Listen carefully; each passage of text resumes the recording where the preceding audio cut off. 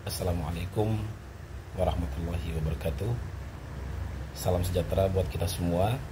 Om Swastiastu, Namo Buddhaya, salam kebajikan. Saya Muhammad Amin, Ketua DPC Federasi Kehutanan Industri Umum, Perkayuan Pertanian dan Perkebunan Konfederasi Serikat Buruh Seluruh Indonesia, FHUKATAN KSBSI Kabupaten Bulungan.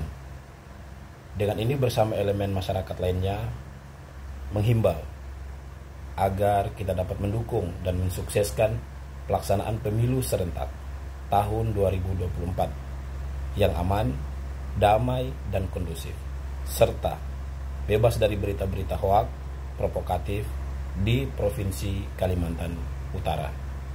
Kaltara rumah kita, Kaltara di hati. Terima kasih. Assalamualaikum warahmatullahi wabarakatuh.